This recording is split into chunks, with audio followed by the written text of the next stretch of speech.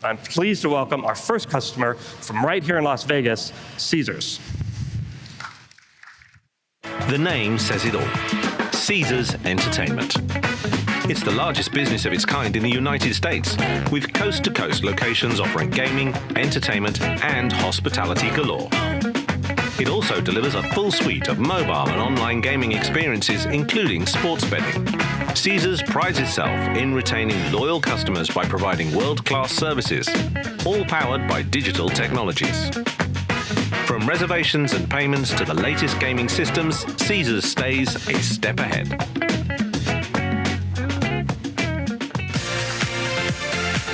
Please welcome to the stage Stephanie Lepori.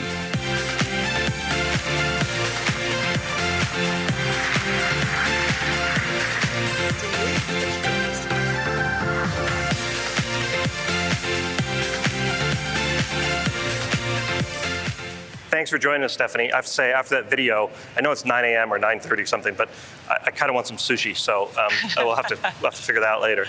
I think, obviously, being here in Vegas, a lot of people, in fact, you may be hosting many of the folks in the audience here today, but maybe they don't realize sort of the breadth of Caesars, of total Caesars. Could you give the audience a description of all of Caesars and your role? Absolutely. Thanks, Ian. First of all, thanks for having us here. It's really an honor to be with all of you today, and hopefully you're enjoying Las Vegas and all we have to offer, not just at Caesars, but on the Strip. And it's a great city, and we're thrilled to host. So thank you. As you saw in the video, Caesars Entertainment is the largest gaming company in the U.S. We have over 50 properties located in more than 30 jurisdictions across the U.S. and a little bit of international. That encompasses our online and sports betting, as well as everything that you saw: hotel, retail, entertainment. We have everything under one roof, and we offer everything for everybody. We have 55,000 team members as well, so we're a significant employer, not just in Las Vegas, but throughout the U.S. as well. So yeah, we're excited to be here and really proud of where we've come and where we are today. Now, in your role, you talked about the 55,000 team members and then the breadth and the size. Now, you oversee both finance and the HR function, is that correct? I do. I get the privilege of overseeing both HR and finance. So in my HR role, talent acquisition, talent development, internal comms, compensation, benefits, HR operations, the full gamut of everything that comes with the joy of HR and what that means in the people side of the business. And then on the accounting side, we have a very robust shared service environment at Caesars. So payroll, our close and consolidation team, our external reporting, budgeting, and also just the accounting process with closing the books and all that also reports up to me. Now, you guys have had a very busy few years, very eventful few years. Could you talk about the business environment, some of the business challenges, some of the business changes that have gone on at Caesars over the last several years? Yeah, so we being El Dorado Resorts bought Caesars Entertainment in July of 2020, which that all triggers a date for all of us. I think that was during the pandemic. So while we couldn't even find the keys to the front door of Caesars because the doors had never been shut since it opened in the 60s, because we're a 24/7, 365 business. We don't ever shut down, which also adds complexity and nuances. But we were able to achieve doing the merger it was a $12 billion acquisition, one of the largest in our industry during the pandemic. So closed on that.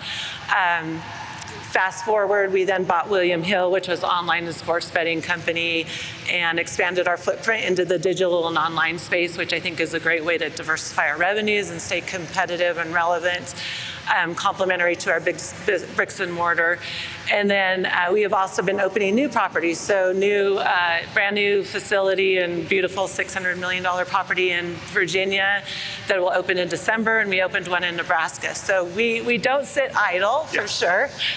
So a lot of success as we look back on what we've been able to accomplish. Okay, so only major acquisition during a pandemic, had to figure out, obviously your industry dramatically affected in both directions before, during, and after. So it's great. Now, in light of all that, can you tell us, you run Fusion Financials, Fusion HCM, Fusion EPM. Can you tell us sort of the thought process of why you went about choosing a full suite, why you went about choosing Oracle? Right, well, when we bought Caesars, they had been an early adopter on the ERP side, but the HCM side was not fully utilized. But we quickly saw the benefit of having a single platform, lots of synergies, lots of efficiencies, consistency, visibility across the enterprise. When we bought Caesars, and a credit to the team, we were able to apply the close and consolidation tool. And not only did we close in the pandemic when everyone was spread across the country and different GL accounts and chart of accounts and all those things that give accounting folks nightmares. We were able to close the books and report on time for the SEC reporting. So that was a huge accomplishment. And I think it really illustrated the benefit of having one platform that you can really leverage across all of the different areas that hit your financial statements. And then with the HCM side, we also we had to revisit how it was set up and spend some time on that, but recently deployed payroll in January. And so we took it to a whole nother level and really took advantage of all the opportunities within the applications as well. So let's drill down a little bit more, because you talked about some of the reasons and some of the benefits on the financial side, also on the HR side. But I know that another challenge your industry has been going through is talent acquisition. Can you talk about sort of the context for people, how that's been going, and then how using the HCM platform is helped in that regard? Yeah, so again, 55,000 team members, a very diverse workforce. When you think about it demographically, geographically, we've got 130 collective bargaining units. We've got, tip team members. We have every shift you can think of. So a very complex workforce. So how do you pay them timely and correctly? How do you hire and onboard? How do you engage with them is something that's really important to us. I think everyone in the room is still dealing with a little bit of hangover from the pandemic, and now recruiting is easier, but retention is becoming something we talk a lot about. And so utilizing all of the capabilities of the HCM tool have been really important for us on how do we speak to our team members the way they want to be spoken to. We saw Bill talk yesterday about MGM, and we know our customers like Coke or Pepsi and where they like to stay and what shows they like, but I think we can, without being too big brother, do the same with our team members and really be relevant for what makes sense to them and means important to them. Right. So maybe this will go there, and I don't think I'm allowed to let you off stage unless I ask you the question about AI. So how are you thinking about AI, either in Caesars Entertainment broadly or within your role and function, and how do you see Oracle playing a role in that? Just like you, we are all talking about AI at the board level, all the way down to the entry-level team members. Certainly, we want to stay competitive and we want to stay relevant, but you got to really think about the risk-reward. I'm excited. We are in the fun business, and you're in the development business, right? We have a lot of smart programmers as well, but we want to utilize the toolkits that are available to us, and I'm really excited about what we've seen participating in the Innovator program on the HCM side. And I think with recruiting specifically, there's going to be some really great engagement tools that we've been able to play with a little bit.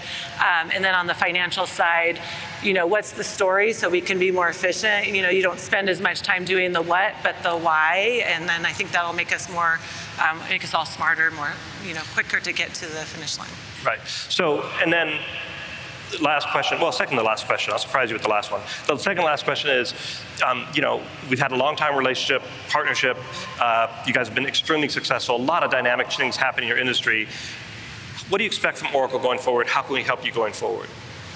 Yeah, Oracle's been a great partner. I'm not just saying that because I'm here on stage, but they've been really, we were an early adopter on the ERP side, and I think the relationship has been really effective in listening to us and what our business needs are, and then evolving and maturing together. So I think continuing that strategy is going to be really key to both of our success, and we're excited about all this fun stuff you're showing today. So now I'm going to go off script. So most of the audience are Fusion customers, so I know they have plenty of time on their hands because the close is so fast and supply chain is so automated. So they're probably going to stay here for the weekend. So since they're going to stay here for the weekend, go to Caesars. What's the best show at Caesars they need to see? Well, Absinthe is a fan favorite. It may not be, but it's always a really popular one. But we really have something for everyone. If you look at, Planet Hollywood all the way down to Harrah's, we've got, if you want to see a lounge or you want to see a big show, we've really got so many great. And then we just opened Disco Show at Spiegelworld. So a little plug for that. I haven't been yet, but I'm super excited. It's got the interactive 80s, 70s music, and it's supposed to be really fun. Okay, I'm in. I'll see you all there at Disco Show on Friday. All right. Thanks, Stephanie. Really, really appreciate it.